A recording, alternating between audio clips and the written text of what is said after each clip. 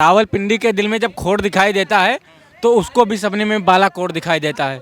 और हमने डर को कूटनीति से दूर हटाकर रखा है, क्योंकि दिल्ली के सिंहासन पर एक शेर बिठाकर रखा है। अब केजरीवाल नहीं है कि रोहिंग्याओं का अगर वोट काटा जाएगा तो दर्द होगा कि भैया मेरे वोटर आईडी काटे जा रहे हैं। केजरीवाल जी को क्यों दर्द होगा? हो रहा था ना, जब एलजी ने उनके वोटर आईडी कटवाने शुरू किए तो सबसे पहले केजरीवाल जी आए कि भैया मेरे वोटरों के वोटर आईडी काटे जा रहे हैं। तो भैया अब सारे रोहिंग्याओं के वोटर आईडी भी कटेंगे और सारे रोहिंग्या हमारा भारत छोड़ के भागेंगे भी। और रोहिंग्या को दिल्ली से निकालना एकदम अति आवश्यक है, एकदम अति आवश्यक है, क्योंकि यही लोग दिल्ली को बर्बाद किया है। रोहिंग्या लोग बिल्कुल भगा देना चाहिए, किसी का बाप का देश थोड़ी ना है। जो जमीन के नीचे से आए हैं ना, जमीन के नीचे वो ऊपर से जाएंगे, वो तारों के ऊपर से है, तारों के ऊपर से जाएंगे। किसी का बाप का देश थोड़ी ना भारत, जो कोई भी आएगा घुस जाएगा। रोहिंग्या मुसलमान जो भारत के अंदर घुसपैठ करने का कोशिश कर रहे हैं या जो कराने का कोशिश कर रहे हैं, उनको यहाँ पे शरणार्थी बनाना चाह रहे हैं, उन पे सख्त से सख्त कार्रवाई की जाएगी। और दिल्ली पुलिस को और रेखा गुप्ता को आदेश दे दिया है। सर ये चीज तो अच्छी बात है ना। और बीजेपी के तो मैनिफेस्टो में भी ये था, बीजेपी नहीं थी उसके पहले भी एलजी इस पे काम कर रहे थे। फिर चाहे वो रोहिंग्याओं की वोटर आईडी काटना हो, चाहे रोहिंग्याओं के घर के ऊपर इलीगल बुलडोजर चलवाना हो, तो ये सारे तो बीजेपी का मैनिफेस्टो में। यूपी में भी वही हो रहा है, असम में भी वही हो रहा है, हरियाणा पंजाब हर जगह पे तो ये करवा रही है ना। ये तब याद आया है जब अमेरिका वालों ने आपके देश के लोगों को जब डिपोर्ट कर दिया, चाइना वालों ने डिपोर्ट कर दिया, तब याद आया है। सर वो डिपोर्ट क्यों नहीं करेंगे? तुम इलीगल तरीके से जाओगे, वहां पर इलीगल तरीके से रहोगे, इलीगल बिजनेस करोगे तो डिपोर्ट करेंगे ही। हमारा भारत भी रोहिंग्याओं को तो डिपोर्ट करेगा ना, यहाँ पर बिठा के बिरयानी तो खिलाएगा नहीं। डिपोर्टेशन एक प्रोसेस, अगर तुम इलीगल तरीके से जाओगे, फिर चाहे वो भारत के हो चाहे किसी भी देश के हो, तो तुम्हारे ऊपर तो कार्रवाई होगी। और वो चीज हो रही है, तो अमित शाह का फैसला सही है, बिल्कुल सही है। मैं अमित शाह जी के इस फैसले का स्वागत करता हूँ और पूरे तरीके से समर्थन करता हूँ। समर्थन करते हैं। तो बाकी जो इतने करोड़ लोग या लाखों लोग जो भारत में रह रहे हैं, जो शरणार्थी हैं, अभी रोहिंग्या मुसलमान है, वो कहाँ जाएंगे फिर? वो जाए अपने देश जाए। भारत में ही तुम रह रहे हो, भारत में ही खा रहे हो, भारत के बहन बेटियों का इज्जत लूट रहे हो। अभी राजस्थान में कुछ दिन पहले न्यूज आई, ब्राह्मण की बेटी का 20 लाख रुपया तुमने लगाया है, ठाकुर की बेटी का 10 लाख रुपया तुमने लगाया है और दलितों का 5 लाख लगाया है। तो ये सारा इनका एक ही बिजनेस है, या तो जिहाद करो, या तो थूकवाद करो, या तो चाटवाद करो, और या तो आतंकवाद करो। तो ये सारी चीजों से छुटकारा पाना है तो रोहिंग्याओं को भगाना है, और वही चीज भाजपा कर रही है। अमित शाह जी कह रहे हैं कि रोहिंग्या मुसलमानों को बसाने वालों पे सख्ती की जाएगी। तो क्या आपके जो देश में मुसलमान जो रह रहे हैं रोहिंग्या, उनको आप भगा देंगे? आप उनको देखो पत्रकार महोदय, मैं आपका दर्द समझ रहा हूँ, आपका रोहिंग्याओं के लिए प्रेम समझ रहा हूँ, लेकिन मैं आपसे बता देना चाहूंगा, आप कितना भी दर्द दिखा लो, अब कुछ नहीं होने वाला। अब केजरीवाल नहीं है कि रोहिंग्याओं का अगर वोट काटा जाएगा तो दर्द होगा कि भैया मेरे वोटर आईडी काटे जा रहे हैं। केजरीवाल जी को क्यों दर्द होगा? हो रहा था ना, जब एलजी ने उनके वोटर आईडी कटवाने शुरू किए तो सबसे पहले केजरीवाल जी आए कि भैया मेरे वोटरों के वोटर आईडी काटे जा रहे हैं। तो भैया अब सारे रोहिंग्याओं के वोटर आईडी भी कटेंगे और सारे रोहिंग्या हमारा भारत छोड़ के भागेंगे भी। रोहिंग्या मुसलमानों की बात हो रही है, तो उनके साथ में समर्थन में वाली बहुत सारे लोग हैं जो लोग इसका विरोध करेंगे। तो सर जो समर्थन करेगा वो भी जाएगा, जो समर्थन करेगा वो भी जाएगा। कहाँ जाएगा? जहां रोहिंग्याओं को भगाया जाएगा। आखिर हमारे भारत का बंटवारा किस उस पे हुआ था? धर्म पे तो हुआ था ना। तो तुम चले जाओ जहां तुमने लिया था जबरदस्ती, अब तुम यहाँ क्यों आ रहे हो? अब बताओ भैया, भारत में वक्फ बोर्ड का लगभग 3,500 स्क्वायर फीट की जमीन है। तो भैया तुम इतने सारे जमीन कब्जा के क्या कर रहे हो? एक तो तुमने पाकिस्तान ले लिया, उसके बाद तुम भारत में भी एक पाकिस्तान बनवा रहे हो।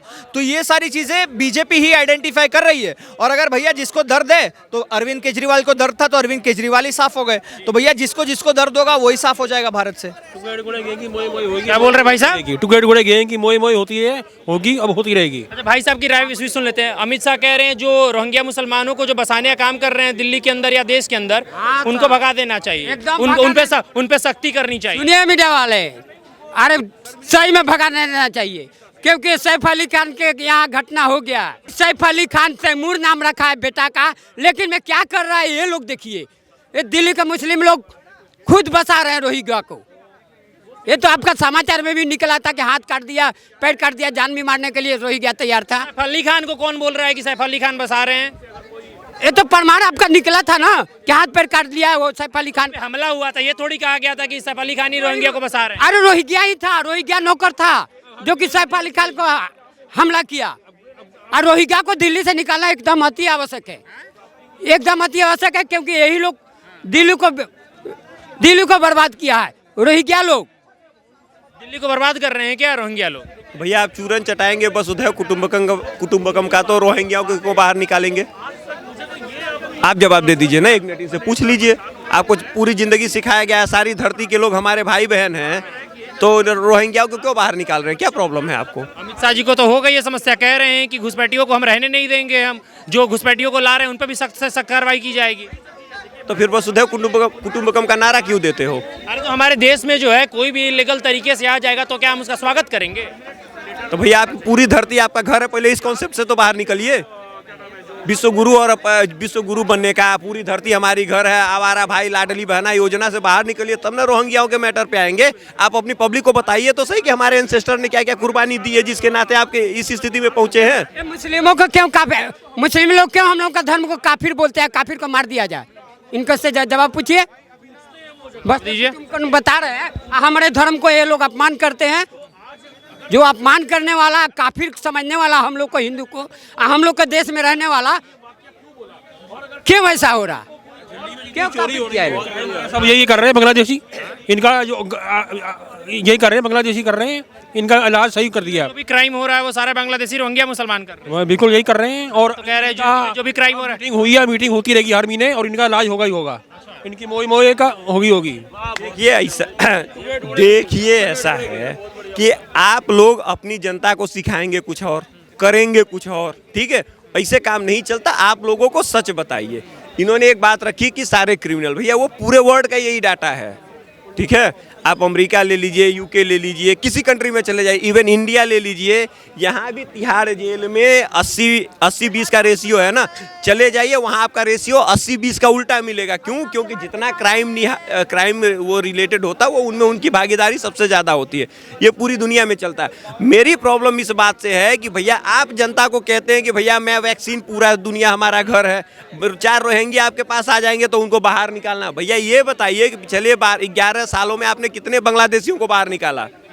अभी तो ये कार्रवाई कर रहे हैं ना, सरकार नहीं थी इनकी दिल्ली में। अभी ना दिल्ली में आया, दिल्ली में तो सरकार इनकी अभी बनी है। एक मिनट, यूपी में सरकार नहीं है, यूपी में सरकार नहीं है, गुजरात में नहीं है, महाराष्ट्र में नहीं है, कर्नाटका में नहीं थी, कहाँ नहीं है? एक तमिलनाडु, एक केरला, 2 स्टेट है जहाँ भाजपा की सरकार नहीं बनी है, एक बंगाल, 3 स्टेट है। आप आसाम से अभी तक नहीं निकाल पाए। आसाम से जो असम गण परिषद के साथ काम तो चल रहा है ना। सुनिए तो सही। अरे तो आदेश दिया। केजरीवाल का आदमी है, एक केजरीवाल का आदमी है, केजरीवाल को पीएम बनाना चाहते थे। यही लोग हैं झूठ बोल करके हर समय डिबेट में भी मीडिया वालों को भरमाते हैं। ये भी भरमा रहे हैं, ये भी भरमा रहे हैं। जिस तरह केजरीवाल भी भरमा रहा था कि हमको जमुना को साफ नहीं करेंगे तब तक हम। बात यहाँ पे ये रोहिंग्या मुसलमान, ये भी भरमा रहे थे हम लोग को, ये भी भरमा रहे हैं, अभी भी भरमा रहे हैं हम लोग को। भरमा रहे हैं भाई साहब लोगों को। भैया इनको कुछ पता नहीं है। किसको पता है? चुप रहिए। यूपीए सरकार ने 1,25,000 बांग्लादेशियों को डिपोर्ट किया था पिछले 10 सालों में। 10 सालों में भाजपा की गवर्नमेंट ने 3,000 लोगों को भी डिपोर्ट नहीं किया, वो भी आसाम से डिपोर्ट हुए हो सुप्रीम कोर्ट से आर्डर से। तो भैया ये बताइए, राजनीति करना बंद कीजिए ना। मेरा कहना ये है कि आप एक रूल बनाइए कि इस देश में जो भी इनलीगल माइग्रेंट हैं उनको 5 साल की सजा होगी, उसके बाद ही वो घर वापस जाएंगे। और जेल में रहना है तो काम करना पड़ेगा, तब जाके खाना मिलेगा, और फाइन अलग से देनी पड़ेगी। जैसे चाइना अपने लेबरों को, जो वहाँ के क्रिमिनल है उनको लेबर में यूज करता है, वैसे अभी बांग्लादेश जो भी इनलीगल माइग्रेंट है उनको पकड़िए, जेल में डालिए, उनसे काम लीजिए। मैंने जो आदेश दिया है रोहिंग्या मुसलमानों पे सख्ती के लिए, वो आदेश सही है या गलत है? भैया वो आदेश 2014 में आना चाहिए था, उसको आने में 10 साल लग गया, इसका मुझे बड़ा खेद है। ठीक है, वो आर्डर तुरंत आना चाहिए था।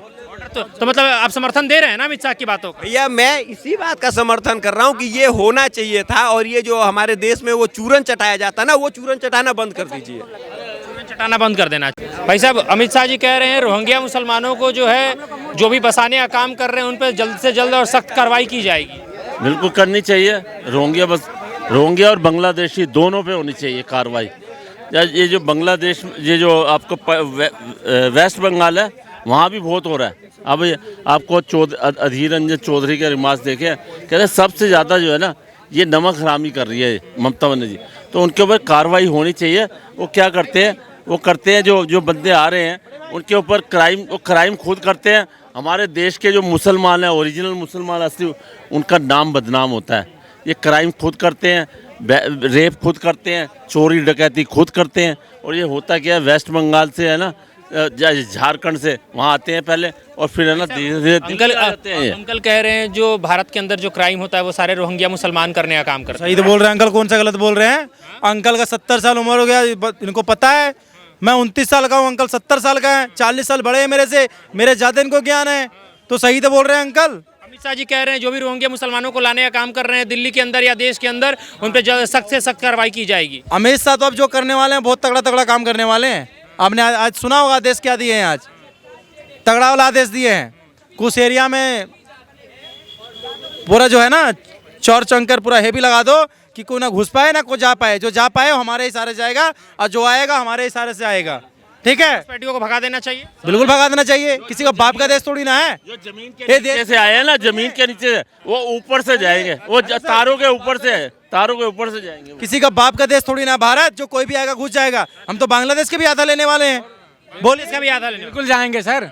रावलपिंडी के दिल में जब खोट दिखाई देता है तो उसको भी सपने में बालाकोट दिखाई देता है।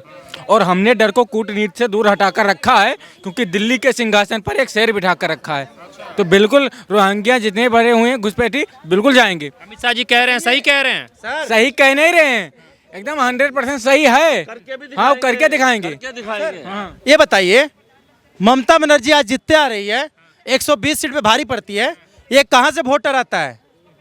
ये वोटर कहाँ से आते हैं? एक सेकंड, ये वोटर कहाँ से आते हैं?